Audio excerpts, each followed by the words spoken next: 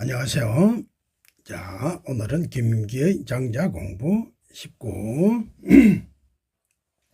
자, 여태까지 지난 시간에는 양생주 편을 공부했어요. 자, 오늘은 인간세 편에 들어왔습니다.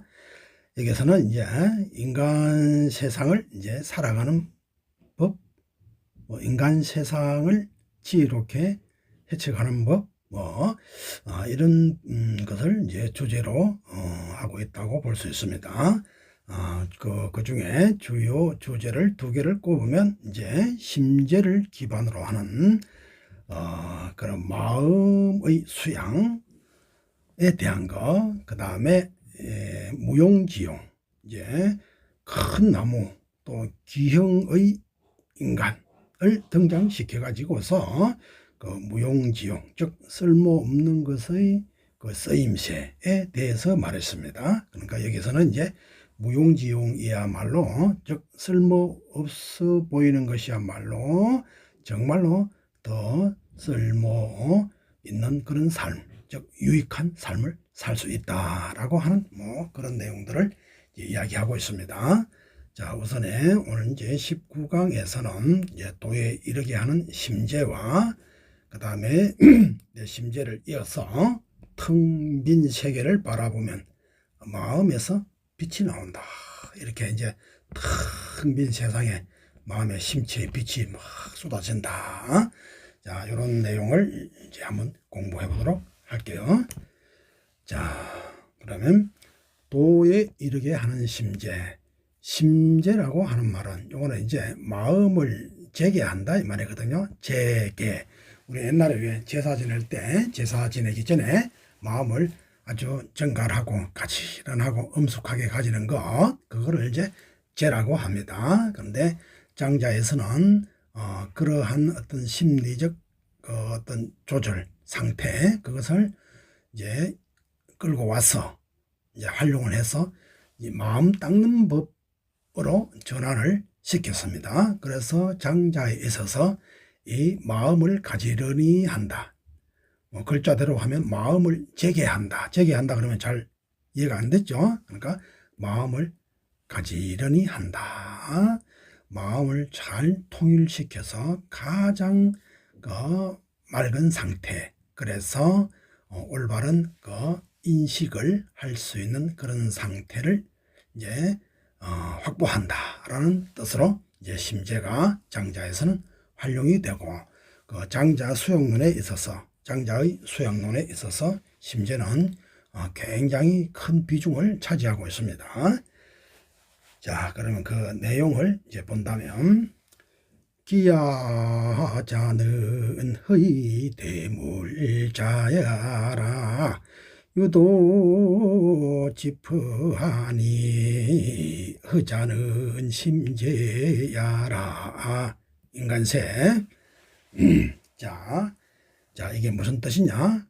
기는 텅 비움으로써 사물에 응하는 것이다.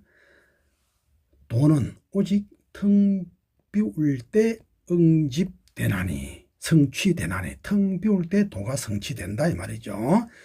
자, 그렇게 이제 텅 비우는 것, 그게 바로 심재이다. 심재란 뭐냐?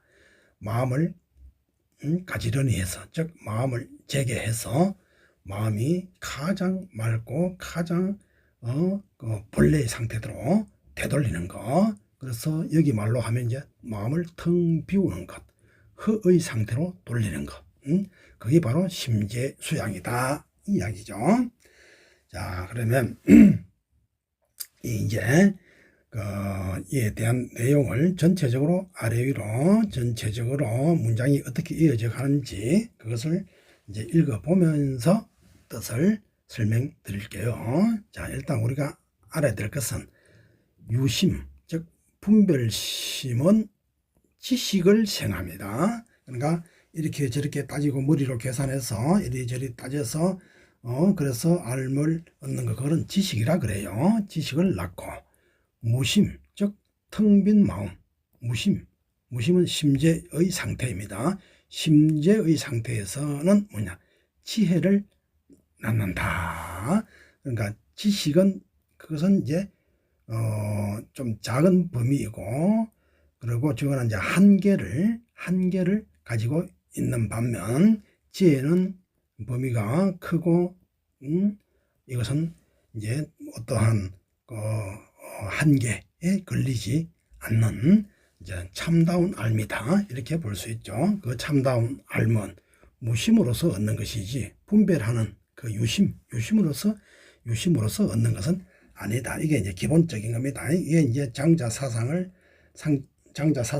처음부터 끝까지 이제 이러한 그 조건이 밑에 깔려 있습니다. 자, 유심은 생지하고 지식을 낳고, 그러니까 지식은 그냥 그는 순간적이고 일시적인 것이고 한계가 있는 것이고, 그 대신에 이제 지혜는 뭡니까? 무한이고, 이제 직관으로 얻어서 보편 타당 한쪽으로 이제 그 알을 얻는 것, 그것을 지혜라고 할 수가 있습니다. 절대를 아는 것, 그것을 지혜라고 할 수 있습니다. 그래서 자, 유심 즉 분별은 지식을 낳고, 무심 즉 심재는 지혜를 낳는다. 이것은 이제 기본적으로 장자 공부, 특히 알의 문제에 있어서 이제 공부할 때는 이것을 기반으로 깔고 있어야 되는 겁니다. 자, 그러면 이 심재라고 하는 내용이 어떻게 해서 탄생하게 되었느냐 봅시다. 이제 그 공자가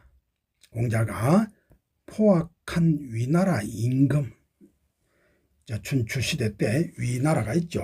자, 위나라 임금을 교화하러 가는 안회에게, 이제 안회는 공자의 수제자라고 할 수 있죠.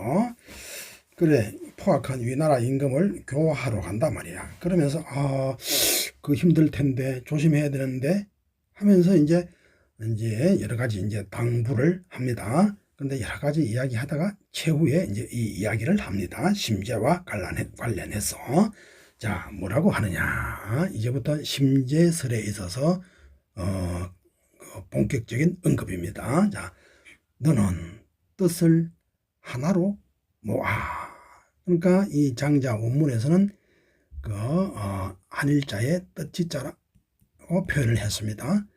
뜻을 하나로 모아라. 이게 말하자면 정신 집중이죠. 정신 집중. 이 정신 집중이 안 된 상태에서는, 뭔가 생각이 흩어진 상태에서는 아무것도 그것은 이제 이룰 수가 없다. 특히 정신의 수양에 있어서는. 그러니까 레이저 빛이 한쪽으로 쫙 빛이 모인단 말이에요. 그럴 때 강렬한 뭔가 에너지를 발산할 수 있는 것과 똑같습니다. 그래서 이제 이 장자의 심재설에서는 일지, 뜻을 하나로 모아라, 이것을 이제 이야기하고, 예를 들어서 성리학에서는 주일이라 그래요. 주일, 마음을 하나로 모아서 하나에 주한다. 그럼 마음을 모아서 하나에 주한다. 이 마음을 동쪽 일에도 관심을 가졌다가 서쪽 일에 관심을 가졌다가 이렇게 아니라 말이지. 오직 현재의 이 상태에 정신을 차려서 현재의 이 순간 이 하나의 일에 초점을 맞추어라. 그러니까 일지나 주일이나 비슷하죠. 그래서 이 주일은 유학에서, 성리학에서 특히 그게 이제 경공부에 있어서 이제 그 하나의 해석이다 보면 되죠. 경이 뭐냐?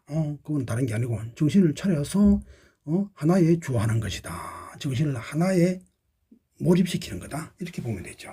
그래야만 일사일동에 있어서 이치에 벗어나지 않도록 딱 천리에 부합하도록 그렇게 이제 말하고 행동하고 그렇게 할 수 있다. 이 이야기죠. 이제 그렇게 하는 기본적 방법이 이제 성리학에서는 공경경자, 경을 제시해요. 그럼 이 경은 어떻게 하느냐? 말 그대로 정자는 정제음숙이라 그래요. 정제음숙하면 된다. 즉 정제하고 음숙히 마음을 가지면 된다. 그게 경의 의미죠. 맞죠? 예를 들어서 눈앞에 부처님이 나타나셨다. 공자님이 나타났다.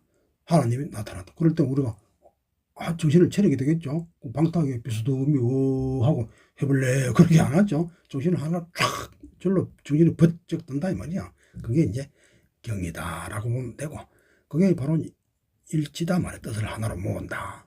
다른 거 기타 뭐 일상사도 그렇고 매사에 있어서도 뜻을 하나로 모아야만이 일을 효율적으로 처리할 수가 있게 되죠. 그럼 방심하다가는 엉뚱한 곳으로 이제 상황을 몰고 가서 말이지 사고가 생긴다 이 말이죠. 예를 들어 비행기 조종사가 딱 앞을 보고 모든 상황을 보고 또 계기판을 보고 그게 오리지 생각을 해야 되는데 이 말이야 비행기를 몰고 가다가 옛날 이야기 하거나 생각을 하거나 또 뭐 다른 거 막 공상을 하거나 그렇게 되면 어떻게 되겠습니까? 그럼 사고 나잖아요. 그거하고 똑같은 거라. 돌을 닦는 데에서도 마찬가지지. 그러니까 의식을 하나로 쫙 모으는 것 이게 굉장히 중요해요. 기본이죠 이게. 그래서 기도할 때도 그 기도하는 데 있어서 정신을 모아야 돼. 기도하면서 다른 생각을 하면 이 기도 하나도 되지 않아.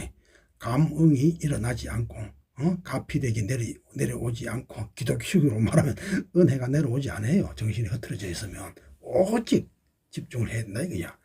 참선하는 것도 마찬가지. 참선에서도 그 화두에 오로지 짜나 깨나 한순간 흐트러짐이 요새 그 화두에 일념을 쏘아야 그래야 그 화두가 타파가 되는 것이지. 화두 들다가 망상에다가 또 뭐 그렇게 하면 뭐가 되겠습니까? 아무런 그건 뭐 천년 만년 앉아 있어도 소용이 없는 거예요.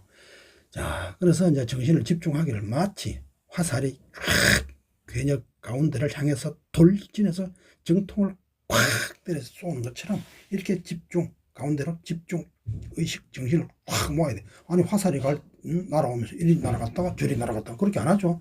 쫙 와서 관역에 탁 내려 꽂힌다 말이야. 그것처럼 정신도 한쪽으로 쫙 몰아서 가야 된다 이거지. 그러니까 장자도 지금 잘 알고 있는 거라 그런 거를 너는 뜻을 하나로 모아라.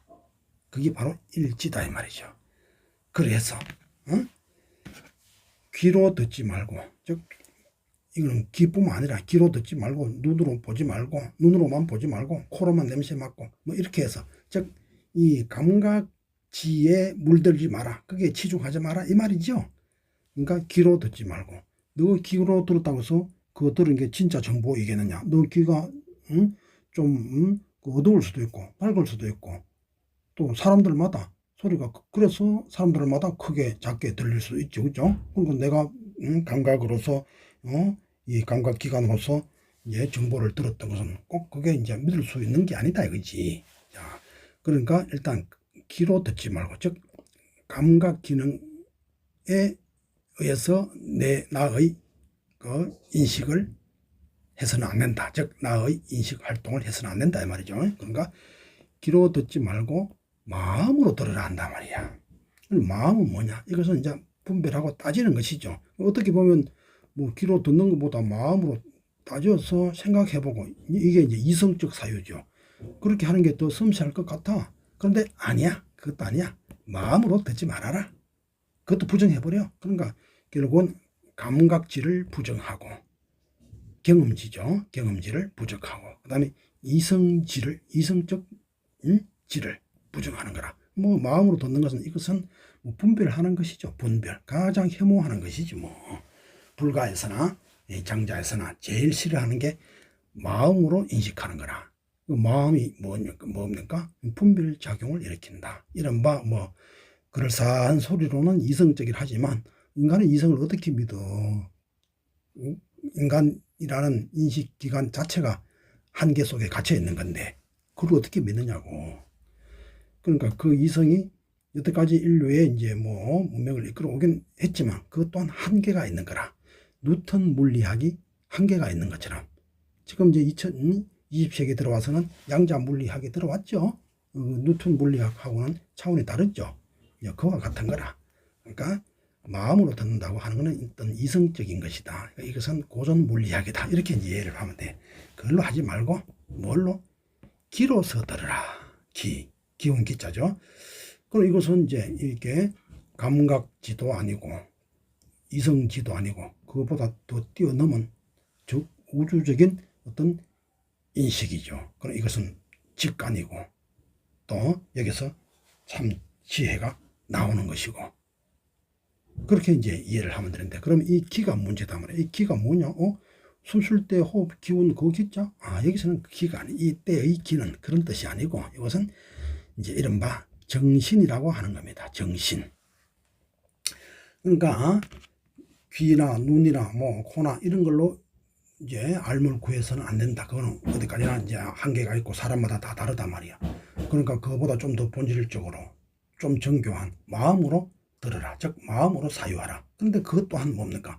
인간이라는 그 마음, 즉 말하면 인식기관, 이거는 완전하지가 않다. 제가 앞에 여러 번 이야기했죠. 이것은 이 또한 사람마다 다를 수가 있다 이 말이지. 뭐 뇌 구조, 뇌 기능 뭐 이런 것들이 다 다르죠. 응? 자, 그러니까 저 또한 믿을 수 없는 거다. 이제 그러면 뭘로 해야 되느냐? 정신으로 인식하라. 그럼 이건 이른바 이제 직관이다. 이렇게 볼 수 있겠죠. 통해서 한꺼번에 본질과 전체를, 깊이는 그 끝까지, 넓이로는 그 전체를 한꺼번에 보는 거죠. 즉각적으로 즉각적으로 한꺼번에 전체적인 면모를 보는 것이다. 즉 바르게 보는 것이죠. 그럼 누가 한다? 정신이. 그럼 정신을 비유하자면 이제 거울에 비유할 수가 있어요. 이 거울 있죠. 거울이 있으면 이게 이제 원숭이 모습을 딱 보이니까 원숭이가 자기 모습을 비추니까 거울은 원숭이를 비춰주고, 만약에 이게 이제 남자가 얼굴을 비추면 이 거울은 뭡니까? 또 그 남자를 비춰주겠죠. 새가 오면 새를 비춰줄 것이고, 그 여자가 오면 또 여자 얼굴을 비춰주겠죠. 그러니까 저것은 이 거울이 계산을 안 하죠. 분석하지 않죠. 따지지 않죠. 그리고 또 지나간 잔상, 원숭이가 지나가면 원숭이가 이제 이 거울에서 물러가면 이 거울에는 원숭이가 계속 붙어 있는 게 아니고 그냥 텅 비게 되죠. 또 그러다가 사람이 오면 사람을 딱 비춰줘. 그럼 사람이 물러가면 또 텅 비게 돼. 그러니까 심체가 이와 같아야 된다 이거지. 텅 비어서 오는 것을 있는 그대로 어떤 분석 없이 있는 모습 그대로 몰록 보여준다 이거지. 그게 이제 사람 말하자면 정신이라고 보면 되고, 장자에서는 여기서는 기라고 말합니다. 정신이 기니까. 자, 기로 들으라. 즉 정신으로 들으라. 이렇게 이해를 하면 됩니다. 정신은 쫙 비춰주는 거라. 마음, 여기서 말하는 마음은 뭡니까? 따지는 것이고, 귀나 눈이나 이거는 뭡니까? 기관으로서 이제 외부 정보를 인식하는 것이고 그런 거죠. 그러니까 앞에 그런 다 믿을 수가 없다. 정말 볼 수 있는 것은 내 정신으로 몰록 그 자리에서 쫙 비춰주는 것, 그것만이 이 참다운 인식을 얻을 수가 있다. 그게 바로 도의 인식이다 이 말이죠. 자, 마음으로 듣지 말고 귀로 들으라. 귀는 그 이유를 이제 말합니다. 소리만 듣는 데 그치고, 즉 외부의 정보, 그 자극, 그것만 접수하는 데 그친다 이 말이죠. 마음은 사물의 겉부분, 이제 겉부분과 부합함에 그친다. 여기서 겉부분은 사물의 표면적 부분 또는 부분적 부분, 전체가 아니다 이거야. 그리고 깊이로 넓이로 전체가 아닌 그 표면만, 그 부분만, 한 부분만 보게 된다. 그러니까 껍데기만 보고 부분적인 것만 보게 된다 이 말이지. 이 마음이라고 하는 어떤, 굳이 말하자면 따지고 분별하고 하는 그런 인식이 있죠. 그것은 이제 한계가 있다. 그러니까 이것은 이제 마음은 사물의 것과 부합함에 그친다. 그래 놓고 이제 원문처럼 이제 이렇게 이야기합니다. 기는 텅 비움으로써 사물에 응하는 것이다. 그러니까 이 거울을 텅 비듯이 정신을 텅 비우는 거라. 응? 기는 텅 비움으로써 사물에 응하는 것이다. 도는 오직 텅 비울 때 응집된다. 이루어진다. 텅 비울 때 이루어진다. 바른 인식이 이루어지고 또 가장 최고조의 어떤 정신세계에 도달하게 된다 이 말이죠. 그러니까 텅 비울 때 응집되니, 비우는 것, 그것이 바로 심재. 문제는 이제 텅 비울, 빌허자잖아요. 허위 대물이라 했거든. 허위 대물, 텅 비운다. 텅 비운다. 허위 대물, 비워서 사물을 기다린다. 사물을 비춘다. 이 말이죠. 다음에 오직 도는 텅 비울 때 얻어진다. 비우는 게 심재다. 그러니까 빌허자가 굉장히 중요하죠. 그러면 마음을 비우는 방법이 뭐냐? 그게 바로 심재다. 마음 비우는 공부가 바로 심재 공부다. 마음을 비우면 모든 게 된다. 마치 거울을 텅 비우는 거하고 똑같아. 거울을 비워버리면 모든 존재의 실상을 그대로 쫙 비춰주고, 아무리 비춰줘도 피곤하지가 않아. 그죠? 거기에 인위적인 그런 에너지를 쓸 일이 없고, 있는 대로 그냥 쫙쫙 영명하게 비추어 줄 뿐이다 이거지. 그럼 저거 이제 텅 비우는, 정신을 비우는 것은 어떻게 하느냐? 그 공부가 바로 심재이다. 그러면 심재는 어떻게 하느냐? 그건 또 마음을 비우는 것이지. 자, 마음을 비우는 그 심재 수련을 하는 것에 대한 이야기를 이제 이렇게 하는 겁니다. 그러니까 이 심재는 마음을 이제 재개해서 마음을 이제 비우는 것, 즉 정신을 비우는 것이죠. 그게 바로 지혜의 셈이다. 그렇게 말할 수가 있습니다. 그러니까 심재를 통해서 마음을 텅 비운다. 자, 다시 봅시다. 비우는 것, 마음을 텅 비우는 수단이 바로 심재다. 그러면 심재를 하면 마음이 텅 비워지겠죠. 그러니까 이거는 뭡니까? 마음을 재개하는 것이다. 가지런히 하는 것이다. 이거 하려면 어떻게 해야 되느냐? 일단 앉거나 서나 언제든지 꼭 뭐 앉아서 참선하듯이 좌선하듯이 맹장하듯이 뭐 앉아서만 하는 게 아니고, 사람은 앉아만 있는 게 아니잖아요. 이거는 앉거나 서나 동하나 정할 때나 일이 있을 때나 없을 때나 언제나 정신을 하나로 탁 모아서 텅 비워진 상태에 있도록 이제 유지하는 것이죠. 그 육아에서는 뭐 간단해. 그걸 경이라 그래요. 소학에도 예를 들어 소학이라고 하는 일상 행동의 삶 속에서의 공부가 소학 공부거든요. 그럼 그 소학 공부 여러 조목 물 뿌리고 마당 쓸고 우리가 볼 때는 좀 시시끌렁한 뭐 그런 덕목이죠. 효제 충신 그 일상생활일 거지. 근데 그것을 공경하는 마음으로 물 뿌리고 마당 쓸고 공경하고 효도하고 이제 그런 행위를 한단 말이야. 그 속에 지극한 이치, 천리가 그 속에 내재되어 있다. 그렇게 이야기를 해요. 그냥 단순히 물 뿌리고 마당 쓰는 정도가 아니지. 이 소학의 공부는, 즉 소학 공부는 경을 기반으로, 즉 정신을 집중해서 여기로 말하면 심재 상태로 간 거예요. 정신을 집중해서 텅 비운 상태로 이제 가는 거라. 텅 비운 상태에서 일상의 생활에 임한다. 즉 물 뿌리고 마당 쓸고 하는 어떤 그러한 어떤 삶의 법칙, 그걸 실천하면 그게 시시껄렁한 것 같아도 그것이야말로 하늘과 통하는 천리와 합일되는 공부다. 그러니까 이 주자가 이제 58세에 비교적 그 죽기 13년 전에 이제 만년에 만드는 수양책이 그게 소학이에요. 그러니까 이 소학에서는 굳이 젊을 때는 40세 때 만든 그 중화신설에서는 이제 그 고요할 때의 공부, 미발할 때의 공부를 중시했어요. 마치 이제 고요할 때 앉아 있는 것 같은 그런 생각을 참선을 연상하는 그런 공부법도 제시했는데, 나이 들어서는 그보다는 이제 이 삶 속에서 유학은 삶 속에서 하는 학문이니까, 세상 밖의 공부가 아니고 세상 속의 학문이니까 물 뿌리고 마당 쓸고 일상 생활 속에서 이제 진리를 찾는 게 유학이니까. 그러면 우리가 볼 때는 좀 불교나 노장에서 보면 좀 시시하고 좀 수준이 낮은 것 같지만, 그러나 그게 시시하거나 수준 낮은 게 아니고, 그것을 내가 텅 빈 이 공경을 통해서 텅 빈 차려진 이 정신으로 그 성인이 제시해준 그 물 뿌리고 마당 쓰는 이런 도리를 딱 실천하면 그 속에 바로 천리와 합하는 길이 있고, 이것이야말로 최고의 수양법이다. 이렇게 이제 이야기를 하죠. 그럼 여기서 제가 그 이야기를 하는 것은 꼭 이 심재는 앉아 있을 때만 하는 게 아니에요. 앉거나 서나 언제나. 불교에서도 이제 육조 스님 같은 경우, 또 이제 그 뒤를 이어서도 다 마찬가지로 마조 스님까지 까지는 아니더라도 그런 쪽 스님들은 그러니까 삶 속에서 평상 속에서 도를 구하는 그러한 이제 수양 방법을 채택을 했던 것이죠. 그게 의미가 있는 것이죠. 그러니까 이제 여기서 말하려고 하는 것은 꼭 앉을 때만 하는 게 아니고, 특정한 어떤 한 환경이 아니라 모든 환경에서 이렇게 한다는 걸 지금 이야기하려고 하는 거예요.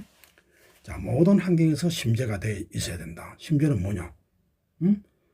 그러니까 심재 공부를 하는 거죠. 심재 공부를 하면 어떻게 되느냐? 마음이 텅 비어져. 즉 말하자면 불교식으로 말하면 어떤 그 정해상수 그런 말 들어봤죠. 불교식으로 말할 땐 이 정이 돼. 정은 고요할 정자와 같다고 보면 되고 정이 되고, 그러니까 마음이 정신이 텅 비었어. 그럼 거기서 지혜가 생기는 거라. 지혜 해자 나온단 말이에요. 그 육조 대사는 이렇게 말하죠. 정, 고요함의 정, 또 그 지혜.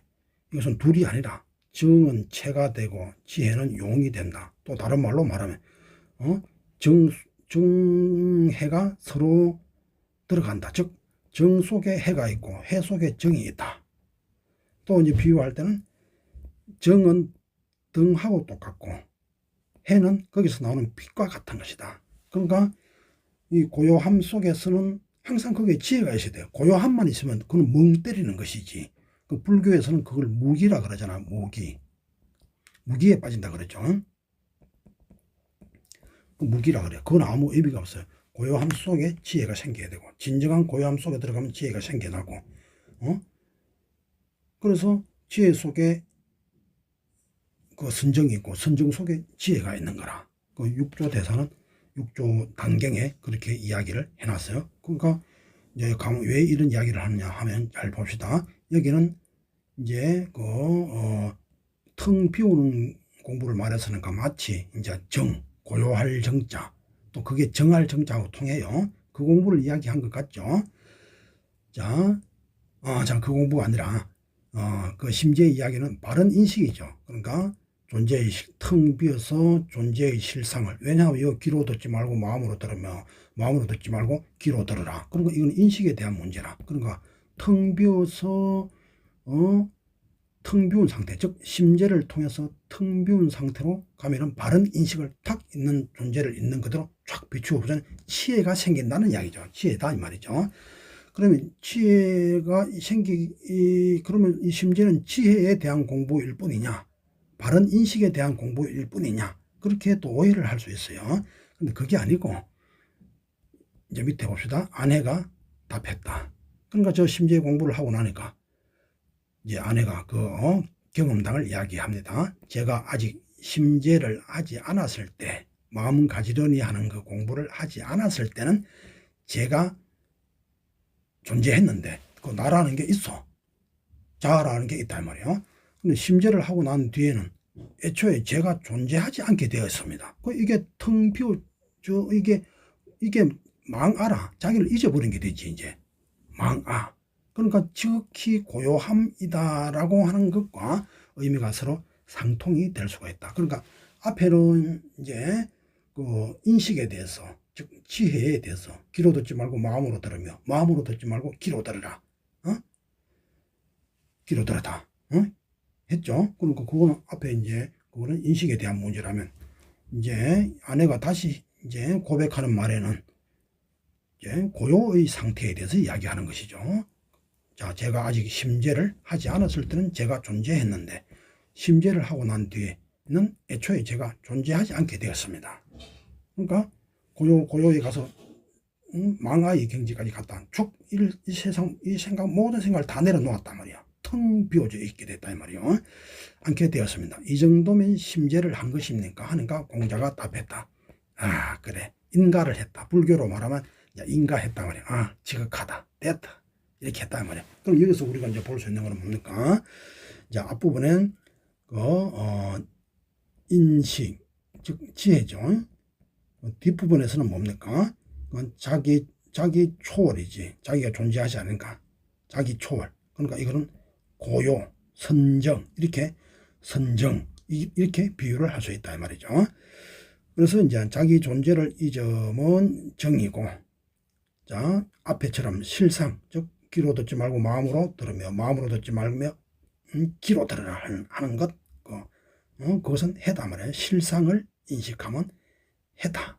그러니까 정과 해는 이렇게 이제 구분을 할 수 있는데, 이거를 다시 이제 육조대사식으로 말하면, 이제 정은 체가 되고 지혜는 용이 되는데, 이 세상에 체가 없는 용은 없고 용 없는 체는 없어. 그래서 항상 같이 붙어 있게 되는 것이죠. 그러니까 정과 해는, 즉 고요와 지혜는 항상 서로 들어간다. 그러니까 고요 속에 지혜가 들어가고 지혜 속에 고요가 들어간다 이 말이죠. 그래 또 이제 육조대사는 이렇게 비유했죠. 자, 고요함, 즉 정, 선정할 때 정자하고 이제 같은 뜻입니다. 자, 이 정은 등불이 되고, 그 다음에 해는 그 등불에서 나오는 광채가 되는 것이지. 그럼 등하고 광채하고 구분이 사실은 안 되죠. 다른 것 같지만 실제로는 일체지요, 뭐. 그럼 이건 아주 잘 표현한 거예요. 잘못하면 이제 아래처럼 자기 고요에 빠져버리고 밑에 것만 말하면 고요에 빠져버리면 무기에 빠지게 돼. 마음이 멍 때리는 그건 무슨 의미가 있습니까? 지혜가 없다면. 그러니까 그거는 참 고요에 들어간 게 아니지. 참 고요에 들어오면 이 거울처럼 정신이 부쩍부쩍 영맹해져서 소소영령해서 잠들지 않아. 정신이 팍 차려져서 지혜가 성성하게 이제 그렇게 되는 것이죠. 자, 그러니까 이게 바람직한 거지. 고요, 진정한 선정에 들어가면 지혜가 번쩍번쩍 소소 영영해져야 되는 건데, 만약에 고요만 있고 지혜가 없다. 이거는 이제 참 고요가 아니고, 그것은 무의미하다. 그건 무기다, 이 말이야. 그러면 지혜만 있고 고요가 없다. 그런 건 논리는 애당초에 존립할 수 없는 것이죠. 그러니까 뜻을 하나로 모아서, 이 감각기관에 의한 인식을 넘어서서 그다음에 이 마음 즉 분별에 대한 그 분별로 이제 알물 얻으려 하는 그 인식을 넘어서서 촥 거울같이 나의 어떤 정신에 의한 인식 거기에 도달하면 지혜가 거기서 이제 생겨나는 것이죠. 자, 그게 바로 심재 공부다. 그런데 심재 공부를 하고 나서 가만히 보니까 나는 나를 잊었더라 이거야. 내가 존재하지 않게 되더라. 즉 정의 상태에 갔더라. 그러면 이제 앞부분은 이제 지혜에 대한 거, 뒷부분은 선정에 대한 거, 그렇게 되죠. 그렇게 이제 서로 이 심재 공부 장에서는 내외, 즉 고요함과 지혜 이걸 같이 겸하게 되는 것이죠. 그러니까 지금 시중에는 이제 고요함만 추구하는 그런 또 수양이 있죠. 그거는 별 의미가 이제 없는 것이지. 그냥 정신 휴식은 되는데 이제 진짜 수양이라 하기는 조금 곤란한 면이 있다 이야기죠. 자, 그 다음에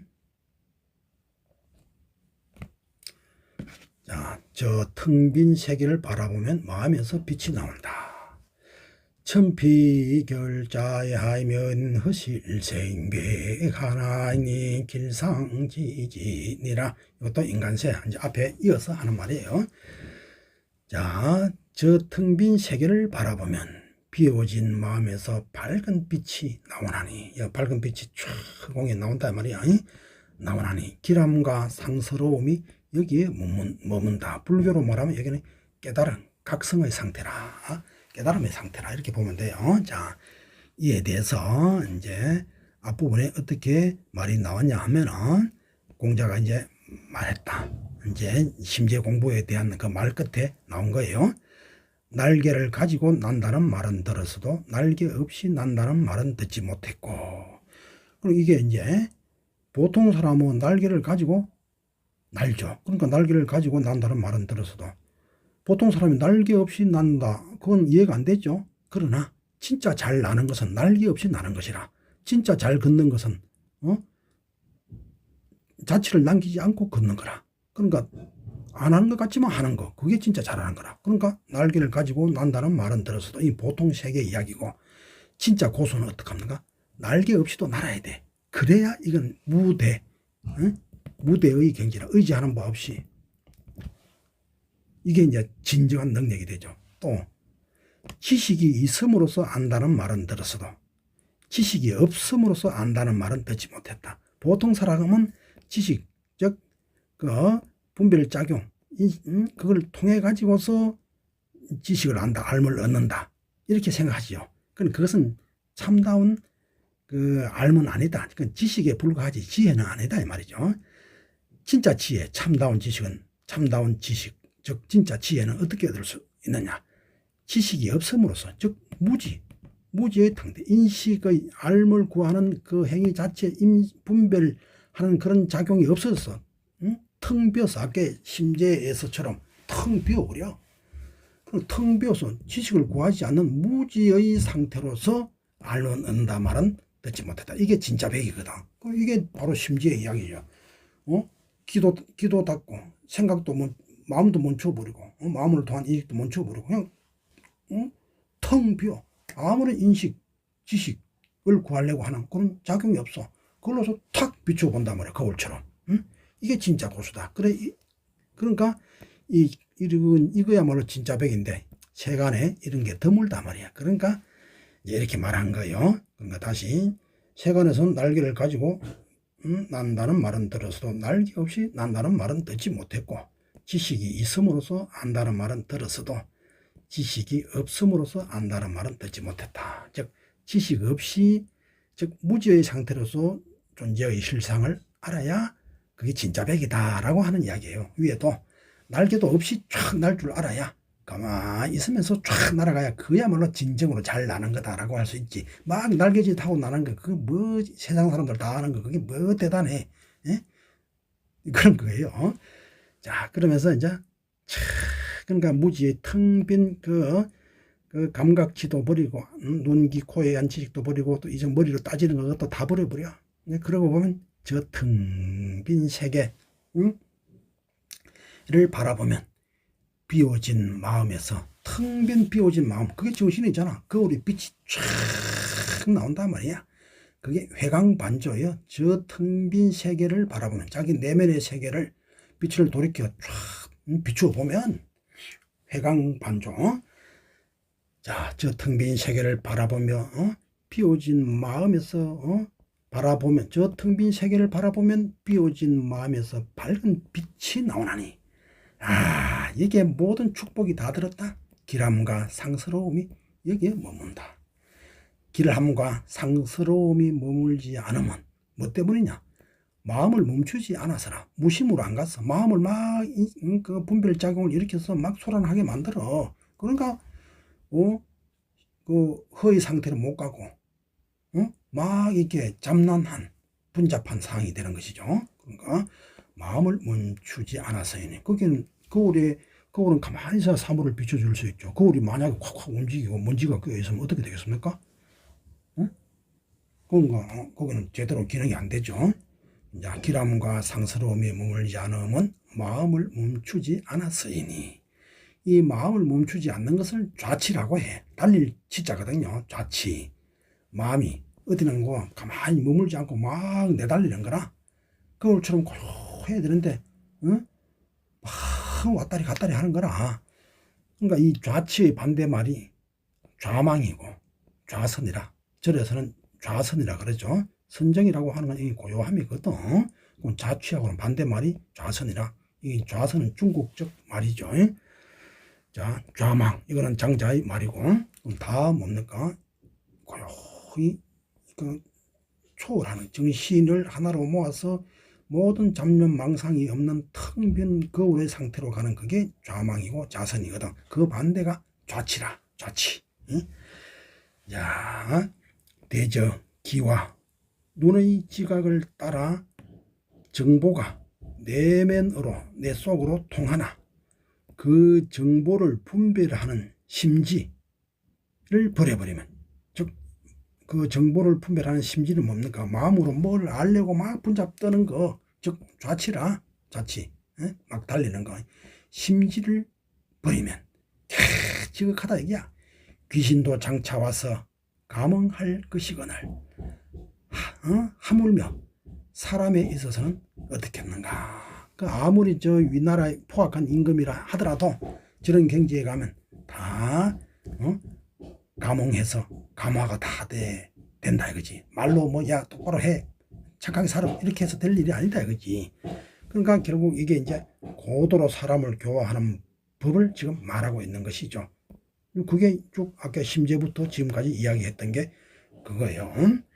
그러니까 중요한 것은 이제 대저 귀와 눈의 지각을 따라 정보가 내면으로 통하나 그 정보를 분별하는 심지를 버려. 이게 제일 중요한 것이죠. 그러니까 우리 앞부분의 말로 하면은 그 마음으로 분별하는 어떤 이성적 사고 이걸 버려라. 사람들이 이성적이라 그러면 굉장히 고급스러워 보이죠. 그건 아직 그것도 천박한 거다 이게. 진짜 고급은 뭡니까?